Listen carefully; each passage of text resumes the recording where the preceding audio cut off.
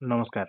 ଆଜି ଆମେ ଜାଣିବା କଣ ପାଇଁ କ୍ରୁଡ୍ ଅଏଲ୍ ମୂଲ୍ୟ $200 ପାର କରିବ ଏବଂ ବିଶ୍ୱ ପାଇଁ କଣ ନୂଆ ସଙ୍କଟ ଆସୁଛି ଏବଂ ଏହା ପଛରେ ଇରାନର ହାତ କଣ ଅଛି।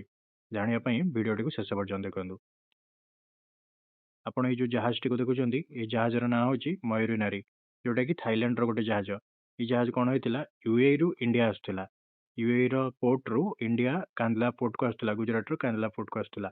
ଏଥିରେ 23 ଜଣ ସଦସ୍ୟ ଥିଲେ ଏବଂ ହଠାତ୍ କଣ କଲେ ନା ଇରାନ ଏହା ଉପରେ ଆକ୍ରମଣ କରିବା ଆରମ୍ଭ କରିଥିଲା, ଯାହାଦ୍ୱାରା କି ଜାହାଜର ଇଞ୍ଜିନ ରୁମରେ ଗୋଟେ ଭୟଙ୍କର ବିସ୍ଫୋରଣ ହେଲା ଏବଂ ପାୱାର କଟ୍ ହେଇଗଲା ଏବଂ ନାଭିଗେସନ ଫେଲ୍ ହୋଇଗଲା। ଯେପରି ଆପଣ ଦେଖିପାରୁଥିବେ, ଏଇଟା ହେଉଛି ଖଲିବା ପୋର୍ଟ ଆବୁଧାବି ବା ୟୁଏଇର। ଏଇଠୁ ଜାହାଜଟି ଯାତ୍ରା ଆରମ୍ଭ କଲା। ତ ଇଏ କଣ କଲା ନା, ଜାହାଜଟି ଏଇଠୁ ଆରମ୍ଭ କରି ଷ୍ଟ୍ରେଟ୍ ଅଫ୍ ହରମୁଜ ଦେଇକି ଭାରତ ଆସିବାର ଥିଲା। ଯେତେବେଳେ ଜାହାଜ ଷ୍ଟ୍ରେଟ୍ ଅଫ୍ ହରମୁଜର ନିକଟବର୍ତ୍ତୀ ହେଲା, ଓମାନ ନିକଟରେ ଇରାନ ଏହା ଉପରେ ଆକ୍ରମଣ କରିବା ଆରମ୍ଭ କରିଦେଇଥିଲା।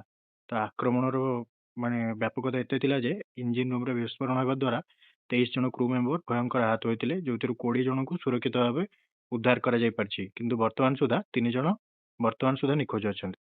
ହଠାତ୍ ଯେତେବେଳେ ଏହି ଓମାନ ନିକଟରେ ଷ୍ଟ୍ରେଟ୍ ଅଫ୍ ହରମୁଜ ନିକଟରେ ଯେତେବେଳେ ଇରାନ ଜାହାଜ ଉପରେ ଆକ୍ରମଣ କଲା, ତ ସାଙ୍ଗେ ସାଙ୍ଗେ ଓମାନ ଉଦ୍ଧାର କାର୍ଯ୍ୟ ପାଇଁ ସାହାଯ୍ୟର ହାତ ବଢ଼ାଇଥିଲା।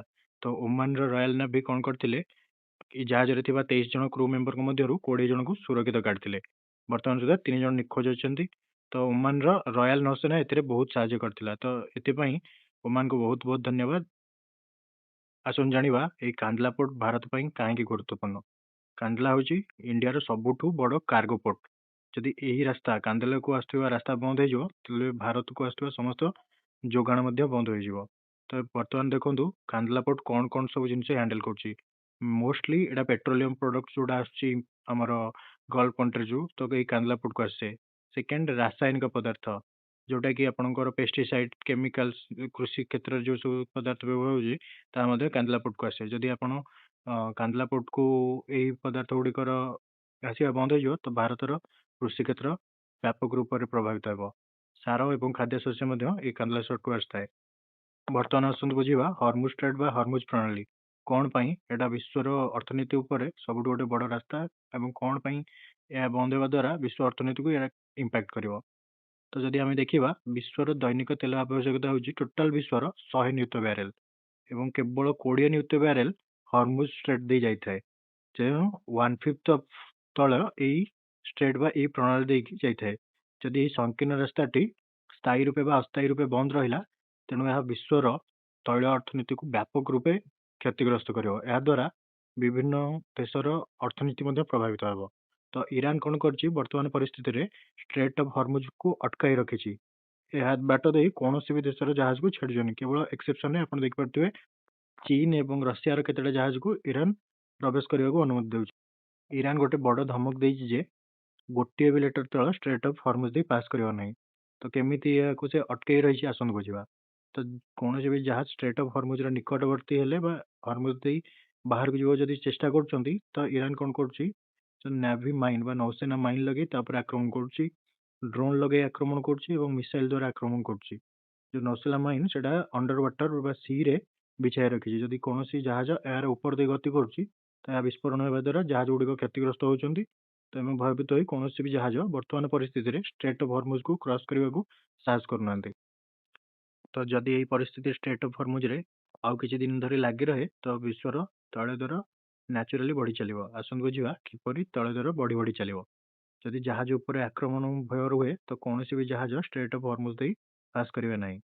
ଏବଂ ଜାହାଜକୁ ଇନ୍ସୁରାନ୍ସ ଦେଉଥିବା କମ୍ପାନୀ ଗୁଡ଼ିକ ତାଙ୍କମାନଙ୍କର ଇନ୍ସୁରାନ୍ସ ଏବଂ ପରିବହନ ଖର୍ଚ୍ଚରେ ଗୋଟେ ଆଶାତୀତ ବୃଦ୍ଧି କରିଦେଇଛନ୍ତି ଏବଂ ସେମାନେ ଜାହାଜର କୌଣସି ଡ୍ୟାମେଜ ହେଲେ ସେଟାକୁ ରିକଭର କରିବା ପାଇଁ ବାଧ୍ୟ ନୁହନ୍ତି। ଏବଂ ଜାହାଜ କମ୍ପାନୀ ଗୁଡ଼ିକ ଏହି ରାସ୍ତାରେ ଯେଉଁମାନେ ସେଲର ଅଛନ୍ତି ବା କ୍ରୁ ମେମ୍ବର୍ସ ଅଛନ୍ତି, ସେମାନଙ୍କ ଉପରେ ଆକ୍ରମଣ କରି ସେମାନଙ୍କୁ ଅଟକାଇ ଦେଉଛନ୍ତି। ଏବଂ ଯଦି ଆପଣ ଦେଖିବେ, ଯୋଗାଣ ଅନେକ ମାତ୍ରାରେ ହ୍ରାସ ପାଇଯିବ। ବିଶ୍ୱ ବଜାରରେ ତୈଳର ଅଭାବ ଦେଖାଯିବ ଏବଂ ଏହାର ପରିମାଣ କଣ ହେବ, ତୈଳ ବ୍ୟାରେଲ ପିଛା $200କୁ ଅଟୋମେଟିକ ଛୁଇଁବ। ତ ବିଶ୍ୱର ସବୁଠୁ ଶକ୍ତିଶାଳୀ କହୁଥିବା ଆମେରିକା ନୌସେନା କଣ ପାଇଁ ଅସହାୟ ହୋଇପଡୁଛି, ଆସନ୍ତୁ ବୁଝିବା। ତ ଏଇ ଯୋଉ ଜାଗାଟା, ଏଇଟା ହେଉଛି ଆପଣଙ୍କର କୁଏତ ପାଖାପାଖି। ଏଇଠି ଅଛି ୟୁଏସ ର 5th ଫ୍ଲିଟ୍ ବେସ୍। କିନ୍ତୁ ଯଦି ଆପଣ ଷ୍ଟ୍ରେଟ୍ ଅଫ୍ ହରମୁଜକୁ ଦେଖିବେ, ଏହା ବହୁତ ଗୋଟେ ସଂକୀର୍ଣ୍ଣ ଜଳପଥ, ବହୁତ କମ ଜାଗା ଏବଂ ଅଧିକ ଟ୍ରାଫିକ। ଏବଂ ଏପଟେ ରହିଲା ଆପଣଙ୍କର ଇରାନ, ଯୋଉଟା କି ପାହାଡ଼ରେ ଥିବା ପାହାଡ଼ିଆ ଅଞ୍ଚଳ। ତ ଏମାନେ କଣ କରୁଛନ୍ତି, ପାହାଡ଼ରେ ଲୁଚି ରହି ମିସାଇଲ୍ ଆଟାକ୍ କରୁଛନ୍ତି ଏବଂ ଲୁଚି ରହିଥିବା ମାଇନ୍ ଯୋଉଠି ଏମାନେ କଣ କରିଛନ୍ତି, ଏପର୍ଯ୍ୟନ୍ତ ଦେଖନ୍ତୁ ଅଣ୍ଡର ୱାଟର ମାଇନ୍ ବିଛେଇଛନ୍ତି, ଯୋଉଟା ୟୁଏସ୍ ନାଭିକୁ ଇନଭାଇଟ୍ କରି ମାଇନ୍ ଗୁଡ଼ିକୁ ହଟାଇବା ବହୁତ କଷ୍ଟସାଧ୍ୟ। ତ 100% ସୁରକ୍ଷା ଯୋଗାଇ ଦେବା ଏହି ଇଲାକାରେ ଗୋଟେ ବହୁତ ଅସମ୍ଭବ ଜିନିଷ ୟୁଏସ୍ ପାଇଁ ହୋଇଯାଇଛି। ବର୍ତ୍ତମାନ ଏଇ ପରିସ୍ଥିତିରେ ଆଇଇଏ ବା ଇଣ୍ଟରନ୍ୟାସନାଲ ଏନର୍ଜି ଆସୋସିଏସନର କଣ ପଦକ୍ଷେପ ରହୁଛି ଦେଖିବା। ତ ଆଇଇଏ ର ସୃଷ୍ଟି ଯୋଉଟା ହୋଇଥିଲା 1974 ମସିହାରେ ହୋଇଥିଲା। କଣ ପାଇଁ ହୋଇଥିଲା ନା 1973 ମସିହାରେ ଗୋଟେ ବିରାଟ ତୈଳ ସଙ୍କଟ ଘଟିଥିଲା। ତ ଏଇ ତୈଳ ସଙ୍କଟର ଯୋଉ ଯୋଗାଣରେ ବାଧା ସୃଷ୍ଟି ହୋଇଥିଲା ତାକୁ କିପରି ମୁକାବିଲା କରାଯାଇ ପାରିବ, ତ ଏଥିପାଇଁ 1974 ମସିହାରେ ଆଇଇଏ ର ଗଠନ ହୋଇଥିଲା। ଯଦି ଆପଣ ଦେଖିବେ ଆଇଇଏ ପାଖରେ ବର୍ତ୍ତମାନ 1.5 billion barrel reserve crude oil ଅଛି। ଯେଉଁ ଯେଉଁ ଦେଶମାନେ ହେଲେ ଏଥିରେ ଅଛନ୍ତି, ୟୁରୋପିଆନ୍ କଣ୍ଟ୍ରି ଗୁଡ଼ିକ ମୋଚ ଅଛନ୍ତି। ତ ସବୁ ଦେଶ ଗୁଡ଼ିକ ମିଳିତ ଭାବରେ 1.5 ବିଲିୟନ ବ୍ୟାରେଲରୁ ଅଧିକ ଏମର୍ଜେନ୍ସି କ୍ରୁଡ୍ ଅଏଲ୍ ଷ୍ଟକ୍ ରଖିଛନ୍ତି, ଯାହା ବିଶ୍ୱ ସଙ୍କଟ ସମୟରେ ଆମେ ବ୍ୟବହାର କରିପାରିବା। ବର୍ତ୍ତମାନ ଆସନ୍ତୁ ଜାଣିବା ଏଇ ଆଇଇଏ ର ଭାରତ କଣ ପାଇଁ ସଦସ୍ୟ ନୁହେଁ। ତ ଆଇଇଏ ର ସଦସ୍ୟ ହେବା ପାଇଁ ଯୋଉ ଏଲିଜିବିଲିଟି କ୍ରାଇଟେରିଆ ରହିଛି, ସେଥିରେ ଗୋଟିଏ ରହିଛି ପ୍ରତିଟି ଦେଶ 90 ଦିନର ଗୋଟେ ତୈଳ ରିଜର୍ଭ ରଖିପାରୁଥିବା ଗୋଟେ ସାମର୍ଥ୍ୟ ଥିବା ଦରକାର। କିନ୍ତୁ ଏଇ ନିୟମ ଅନୁସାରେ ଭାରତ ପାଖରେ ମାତ୍ର 10ରୁ 25 ଦିନର ରିଜର୍ଭ ମଜୁରୀ, ଯୋଉଟା କି ଭାରତର ଅଫିସିଆଲି ଗଭର୍ଣ୍ଣମେଣ୍ଟ ସେକ୍ଟର ହୋଲ୍ଡିଂ ଆଉ ପ୍ରାଇଭେଟ ପ୍ଲେୟାର ମିଶିକି 10ରୁ 25 ଦିନର ପାଖ। ତ ଏଇ ନିୟମ ଅନୁସାରେ ଭାରତ ପାଖରେ ଯଥେଷ୍ଟ ଜରୁରୀକାଳୀନ ତେଳ ନାହିଁ, ସେଥିପାଇଁ ଭାରତ ଆଇଇଏ ର ସଦସ୍ୟ ହୋଇପାରିବ ନାହିଁ। ତ ବର୍ତ୍ତମାନ କୁହାଯାଉଛି ଆଇଇଏ ର ଯୋଉ 400 ନିୟୁତ ବ୍ୟାରେଲ ଯୋଉ ତୈଳ ରିଲିଜ କରିବା ଇତିହାସର ସବୁଠୁ ବଡ ନିଷ୍ପତ୍ତି, କାରଣ ଆଜି ପର୍ଯ୍ୟନ୍ତ ଏତେ ବଡ ମାତ୍ରାରେ ତେଲ ରିଲିଜ ହୋଇନାହିଁ। ତ ମଧ୍ୟପ୍ରାଚ୍ୟର ସଙ୍କଟକୁ ମୁକାବିଲା କରିବା ପାଇଁ ଆଇଇଏ କଣ କରିଛି ନା ଏମର୍ଜେନ୍ସି କେସରେ 400 ନିୟୁତ ବ୍ୟାରେଲ ତେଲ ଯଦି ଆପଣ ହିଷ୍ଟ୍ରିକୁ ଦେଖିବେ ତ 1991 ମସିହାରେ ଯୋଉ ଗଲ୍ଫ ଯୁଦ୍ଧ ହେଇଥିଲା ସେତେବେଳେ 60 ନିୟୁତ ତେଲ ରିଲିଜ ହୋଇଥିଲା। 2005ରେ ଯୋଉଟା ଆପଣଙ୍କର ଆସିଥିଲା ହରିକେନ କାଟ୍ରିନା, ସେଥିରେ ମଧ୍ୟ 60 ନିୟୁତ ତେଲ। ଏବଂ ବର୍ତ୍ତମାନ ଯୋଉ 22 ମସିହାରୁ ରୁଷିଆ ୟୁକ୍ରେନ ଯୋଉ ଯୁଦ୍ଧ ଚାଲିଛି ସେଥିରେ ଗୋଟେ ମ୍ୟାକ୍ସିମମ୍ ସାଇଡରେ 182 ନିୟୁତ ତେଲ। କିନ୍ତୁ ବର୍ତ୍ତମାନ ଯୋଉଟା ଆପଣଙ୍କର ଇରାନ ଉପରେ ଇସ୍ରାଏଲ ଆଉ ୟୁଏସ ର ମିଳିତ ଆକ୍ରମଣ ହେଲା, ବର୍ତ୍ତମାନ ଯୋଉ ୱେଷ୍ଟ ଏସିଆ ସଙ୍କଟ ଆସିଛି ସେଥିରେ ଆଇଇଏ ବାଧ୍ୟ ହୋଇ 400 ନିୟୁତ ତେଲର ଯୋଉଟା ସର୍ବାଧିକ ସର୍ବକାଳୀନ 400 ନିୟୁତ ତେଲ ରିଲିଜ କରି 400 ନିୟୁତ ତେଲ ରିଲିଜ ହୋଇଛି ସତ, କିନ୍ତୁ ଯଦି ଆପଣ ଦେଖିବେ ଏହା ସତରେ ଯଥେଷ୍ଟ କି? ତ କିନ୍ତୁ ବିଶ୍ୱର ଦୈନିକ ତେଲର ରିକ୍ୱାରମେଣ୍ଟ ରହୁଛି 100 ନିୟୁତ ବ୍ୟାରେଲ।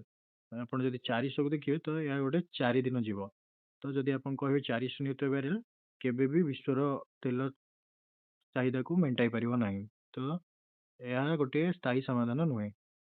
ତ ବର୍ତ୍ତମାନ ପରିସ୍ଥିତିରେ ତେଲ ଚାହିଦାକୁ ମେଣ୍ଟାଇବା ପାଇଁ ସ୍ଥାୟୀ ସମାଧାନ କଣ, ଆପଣମାନେ କମେଣ୍ଟ ବକ୍ସରେ କମେଣ୍ଟ କରି ଜଣାନ୍ତୁ। ଜୟ ଜଗନ୍ନାଥ।